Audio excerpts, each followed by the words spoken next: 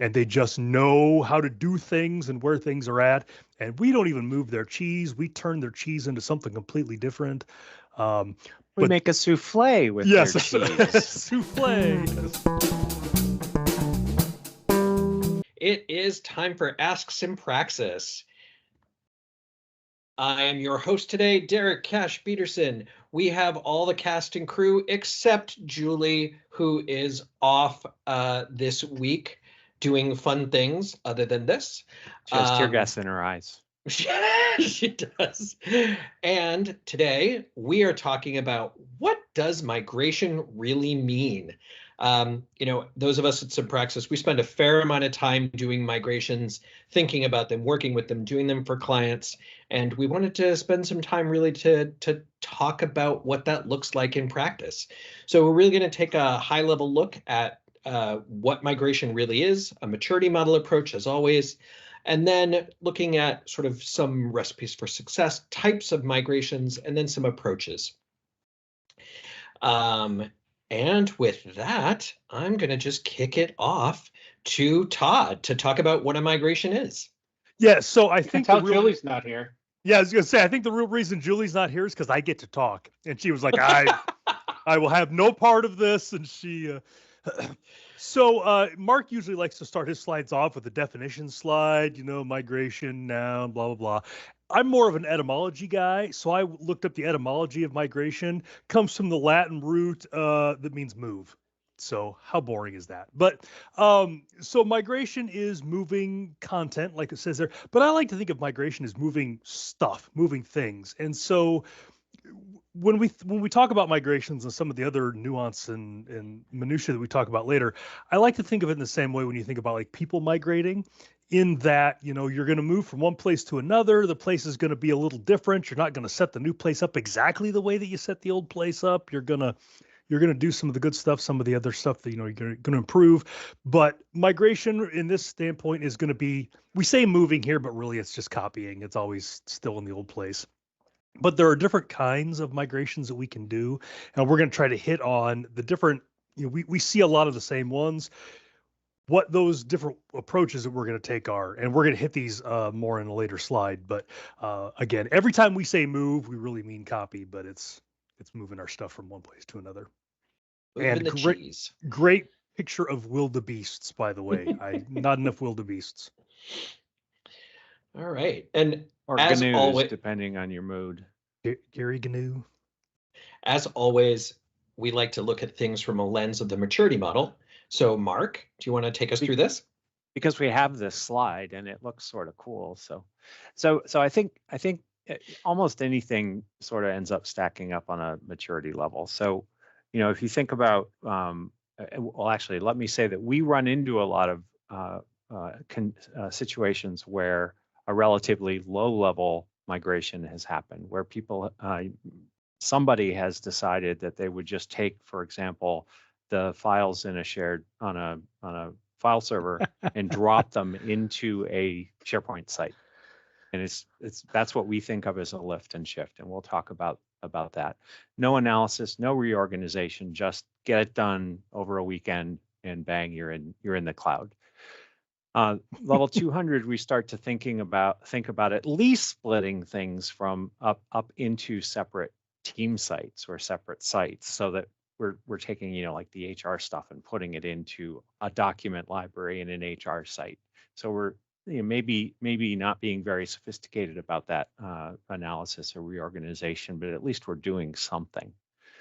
On level 300, we're thinking about splitting the content between communication and collaboration, which we'll talk about some more, and at least some notion of an improved information architecture. So rather than having all of the HR documents in the documents library, we have a separate library for benefits descriptions, for example, and some metadata applied to them.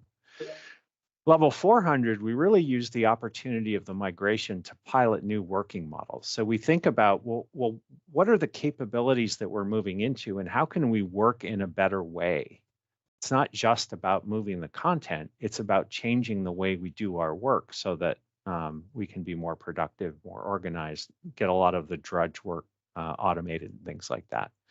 And then sort of 500 level best of breed, which we, I would say the organizations tend not to get to this level on very many dimensions, but automating all of the processes that could be before as you're migrating, thinking about how AI gets rolled into that. How could we use Copilot to assist these processes and things like that? Onward, Derek. Awesome. All right. And this is me again. So yes, it is.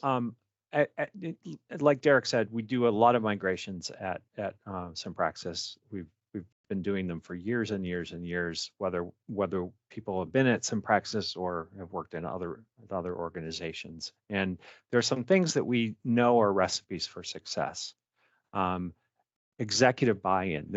These migrations tend to have an impact on the entire organization. And so you need people at the top to understand that and not just, say, go forth and migrate, but actually support you when time management problems come up or somebody wants to do something that may or may not make as much sense as what someone else wants to do. So some tie-breaking stuff.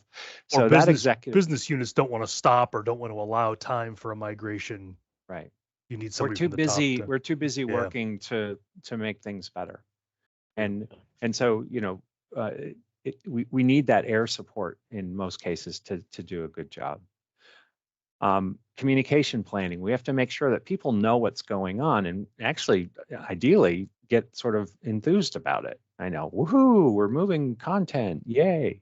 But we start to show them things that are better than what they're doing today, and that means a lot of communication throughout the process, whether the migration takes that weekend or takes more likely a couple of months or more to get done. Then we need dedicated time from the content owners. The content isn't IT's, it's not ours as consultants, it belongs to the people who created it and manage it. So they need to spend some time working at understanding what content they have, where it should go, what value it has. Usually there's just a lot of stuff that we don't want to haul along in the process. So really, if you think about it, migrations end up being a lot more about change management than they are about technology. Yes, we need some technology in all of this, or there wouldn't be a point, but the change that we're imposing on people had better be something that they recognize is good for them and want to participate in if you want to succeed. Yeah, and one of the things I would have added to the slide had I thought about it. Mark's name was on this slide, so I didn't pay attention to it. But whenever I do a bigger migration, to Mark's point, I always try to have the business leaders involved. And I generally have an idea how the migration is going to go, but I keep them involved, and wherever possible, I make it seem like it's their idea when we make a change, and so that helps with their buy-in. It also helps to have those people in the trenches when the inevitable things go wrong with the migration. You've got somebody in the trench who has a feeling of ownership with it, and they're likely to help out because they kind of feel like they did it. I think another thing that's important as a recipe for success is having a good governance body or governance plan, somebody that is helping to define what the rules are, so that then we can bring those things to the communication planning and the executive buy-in process as well. I was just going to say that, Derek. I mean, that's one of the key things that makes it successful, is having that person internally who can help push the best practices and the governance that we're all striving for. Some type of vision. Yeah. on the part of any someone. kind. And Anywhere. in migrations where it's just we want to retire our servers don't tend to be the most successful ones because there's not a lot of vision to that. Yeah. Yep. All right. Well, moving on. What are some types of migrations, Todd? So this is an interesting one, and we kind of, wireframed these things out. And then I went in yesterday and was looking at this, and I kind of reordered them because we definitely see waves or phases of migrations. And so the first one that we saw, man, it's coming up on like 10 years ago, maybe more, was on-prem to cloud. And so for, we're mostly SharePoint folks. So this was, SharePoint 2013 to Office 365, SharePoint 2016, moving from on-prem SharePoint and Office things up to, Office 365. And those are, back in the day, those weren't so big of a deal because the on-prem product was very similar to the cloud product. Now it's very different with M365 groups and a lot of companies being teams oriented. We have to make sure that we change things, and then just all the other services that are involved now. We've got on-prem, we've got workflows. Obviously, 2010 workflows don't work at all in the cloud. 2013 workflows, I wouldn't base my business on those working in the cloud because that's gonna unravel at some point.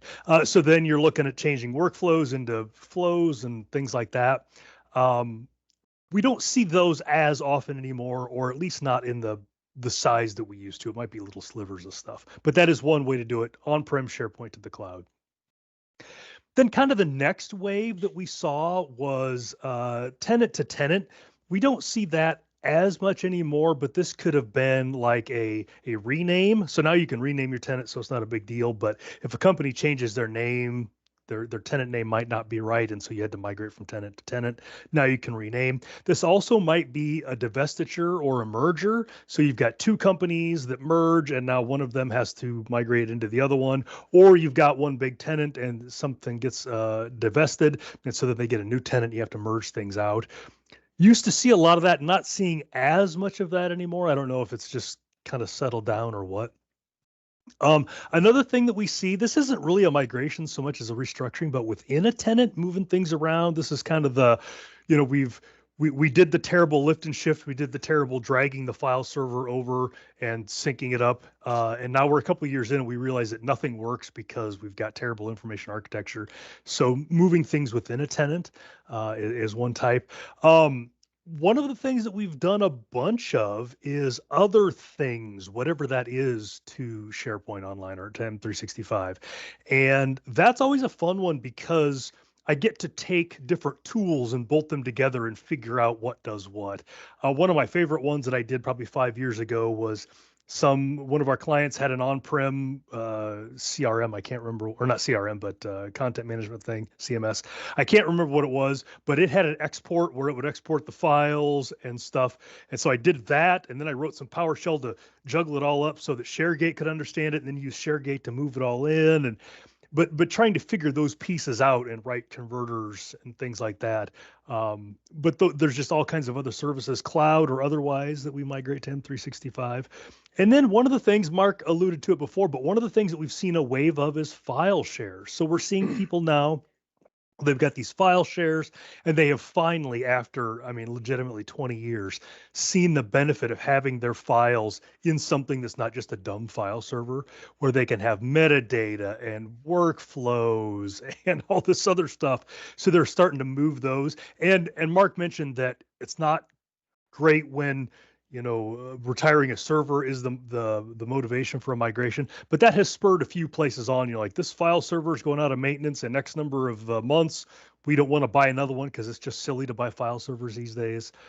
So we've seen a bunch of those too, and those are interesting because people work with file servers just differently than they work with the same data in Microsoft 365. And the functionality, just the way you store things and handle things, is radically different. I feel kind of bad for the businesses that have to make that transition because, if they're using a file server, they've been using it since the late 80s and they just know how to do things and where things are at. And we don't even move their cheese. We turn their cheese into something completely different.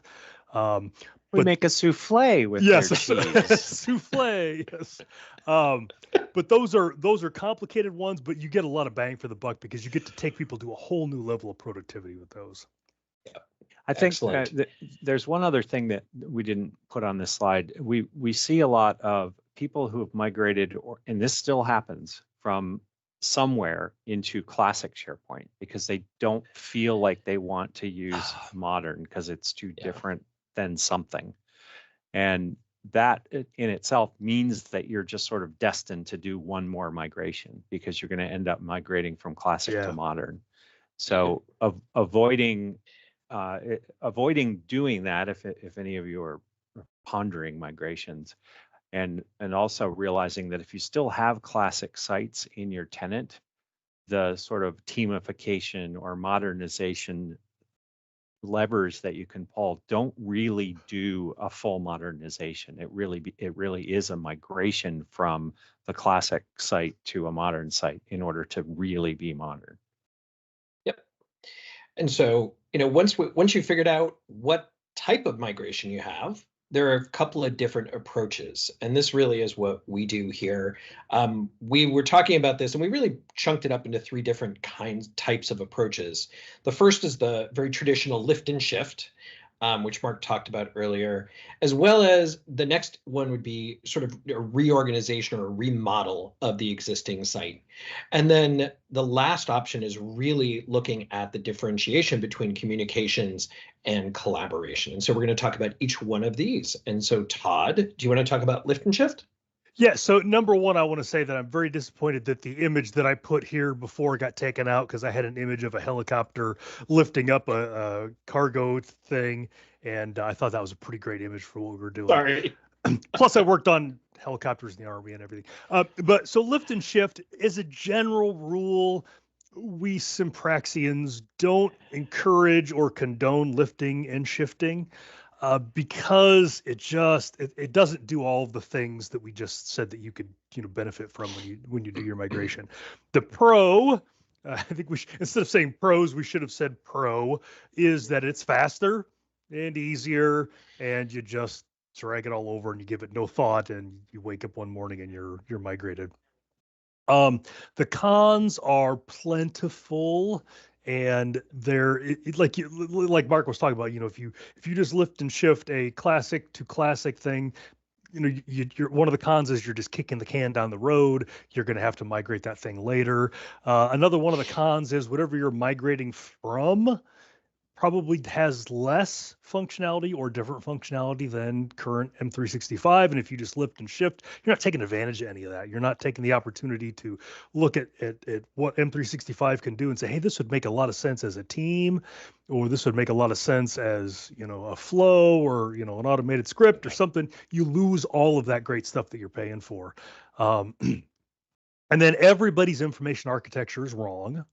And I don't mean that in a mean way, but just it's that whole, what got you here won't get you there thing, that the right information architecture that you designed 3 or 4 years ago might have been perfect then, but your business has changed a little bit. The technology's changed a little bit. And so these are good inflection points to look at that, because your information architecture can probably use some tweaking. And if you lift and shift, you miss out on all that benefit. So we try real hard not to do these. Absolutely. The next option is that redesign and remodel. Mark, did you want to jump in? And this is really where we spend a lot of our time working on. It's figuring out how do we get people from whatever state they're in into a better state. Again, it's all about improving the way people work. If we don't if we don't give them improvements, then they're not likely to even want to be there. But also, what's the point? So we want to always try to remember better practices. If you're inside an organization and you've never done a migration before, well, you don't know what is better and what is worse. And there's a lot of blog posts out there and stuff. I mean, you don't need to hire a consultant like us, but we're always around if you need us. But what's the better way to do things?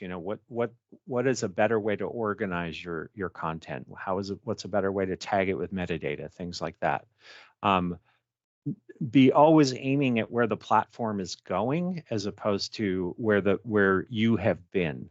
So, for example, if we know that tasks are being consolidated in teams, then we can use that knowledge to better organize the content and aim for where it's going to be as opposed to just where it's been.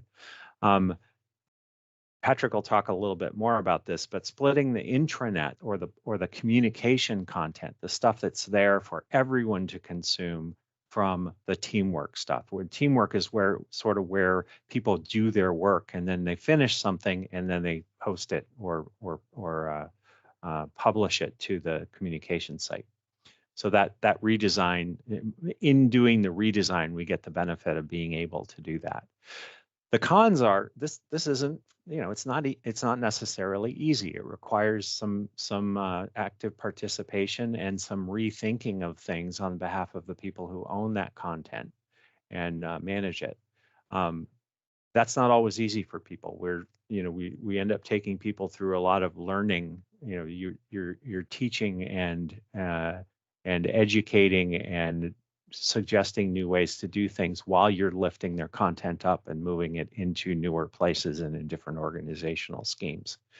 And we have to figure out what of that content, what goes to the intranet, what goes to the team site, and why, and how do we manage it going forward. Mark, I think that also requiring content owner participation and site owner participation, that's also a pro, because this is the opportunity to clean out that junk drawer. And whereas a lift and shift is really just putting the stuff in a box and moving the box to your new house. And so I think this is that opportunity to clean out. And Mark makes that analogy all the time. And I feel offended and triggered because I moved here 8 years ago and I can look at boxes that I have not opened in 8 years. So I just moved and I practiced what I preached. We threw away more stuff so that we wouldn't have boxes coming with us. And it was incredibly freeing. But what if I need those 6 boxes of cables? And there were 6. Yeah. Hey Todd, if it makes you feel any better, when we moved, I literally had a box I hadn't opened in 20 years. I picked it up and threw it out. I didn't even take the packing tape off it. Oh my God, that hurts my heart. Oh. All right, Patrick. And you have a bag of M&Ms that you haven't opened? My God, man, how does anybody have that kind of willpower? I opened them. Because it's not. You've opened my M&Ms? Love it. So Patrick, let's talk about collaboration versus Speaking of collaboration, for after the Patrick. Anyway, so that's how the fight started. Yeah. Getting a little bit more in depth than we have on some of the previous slides. So as Mark hinted, one of our big tools is kind of separating the content into collaboration versus communication. Quick synopsis of what we mean by that is certainly a collaboration is a site where we do the work, otherwise known as what we refer to our team sites. It's a place where people can work together, either one-on-one or department to department. You can kind of keep your working documents, conversations about what you're doing or plans for the future. And permissions are generally limited in some way to either a couple of people or departments. It's certainly one of those places where we can start to implement more permissions. So you can have different channels that allow you to work with different departments in different ways. Communication sites are where you share all the information that, for lack of a better way of putting it, is final and your entire organization gets to see. It's the place where you put your policies and governance guidelines, things like that. And permissions are generally very open, generally to everyone except external users in most cases for those SharePoint folks. But that's really kind of one of the key ways to kind of streamline the information. The benefits of this is that, certainly for your communication site, is that the information that's up there, your users get to know or come to expect that that's the most current. It's the most accurate information that you have at the time. Certainly making it more task-based gets people to the answers that they need faster. But that's certainly digging into it a little bit more than we are in this call. All right, thank you. I think we historically we saw a lot of the time people would be doing both of those activities in one site and try to set permissions right and sort of here's stuff in progress and we got minor versions and people can't see those, and it's just so much more complicated. So with modern SharePoint we have that opportunity to do this much better. Yeah, and that's one of those things like I talked about. Your IA might have been right before, like, back in the day, there was only really one way to do some of that stuff, and you had to do those things, but it's not the right way to do it today. So, All right. So we talked about what a migration is and what some of the approaches are. We do have a few tools that we use when we go about doing the migration. Mark. Yeah, it's the satchel that we take into the Yeah. building when we get called to do a migration. So ShareGate is absolutely one of our primary tools, and it's known as a migration tool, but it helps us with a lot of aspects of what we do in and around the migration. It's not just about lifting stuff up and moving it. It's really helpful to do inventories of things up front. Where are the documents? Where are the sites? Are there any of those workflows that we need to worry about? What's in lists? What's in libraries? Those reporting capabilities that ShareGate gives us are really the first time we tend to use it in the migration effort. Actually, we'll often do a discovery piece, and we use ShareGate to do a lot of reporting up front so that we can figure out how big is this project we're working on. So that's a really important thing. And then we use, and I get to talk about it, Todd, because you started. I'm so going to jump in. PNP PowerShell, which allows us to do much more complex migrations. So for example, we might say, we're going to take all of the documents that have a particular word in them in this document library and put those there. And if it doesn't have that word, we're going to put them over there. And while we're doing that, we're actually going to augment those documents with metadata based on what the file names are. So things like that can get much more complicated, especially when we're working with one of these migrations where it's just been a lift and shift. Hey, let's take our 16 terabytes of data and drop it into one document library. So peeling things apart and making them go where they should is not something if you've got thousands of folders, for example, you don't want to do that manually. You want to automate that process. So we'll sometimes call the ShareGate PowerShell module from PNP PowerShell so that we can use it as our lifting, heavy lifting engine. We can say, hey, copy these files, and then we're going to move on to the next batch. And the other thing it helps us with is page transformation. So if there are a lot of existing ASPX pages with content in them in Classic, for example, and we want to turn them into modern pages, or maybe we're importing a wiki or something to try to get text content over into a new world. Yeah. Go ahead, Todd. So yes, all of that I agree with the exception of calling the PowerShell the ShareGate PowerShell module. I love ShareGate to pieces. I've even got like a little ShareGate mug on my desk. Oh, you can't see it. Little ShareGate mug on my desk from like 10 years ago. Their PowerShell module is woefully inadequate, and that becomes an issue because the PNP, the modern PNP module requires PowerShell 7. It doesn't run on PowerShell 5. And the last one that ran on PowerShell 5 is like a couple years old. The ShareGate module requires PowerShell 5 and just flat out doesn't run in 7. And so I like to do the things that Mark's talked about, but as the years go by, it gets tougher and tougher because I'm used to using things in the PNP PowerShell that require 7, and I can't do that with the module. But yeah, I use, so I'm kind of doing a migration for a client right now, and I love using the PNP PowerShell to just kind of tweak little things here and there, add stuff here and there, add metadata, whatever. Plus, I just get to use PowerShell. Woohoo! All right, we've got just a couple more minutes. I'm going to talk about speed bumps. I spent the better part of my career in SharePoint building custom branded solutions, but when you're going from classic or on-prem to modern, branding is a big speed bump right there, as well as some other custom solutions. If you've got custom full trust web parts that you've built, or third-party solutions on-prem, the old Bamboo web parts, or dare I say it, the Fab 40 or the Magnificent 12, whatever those were called,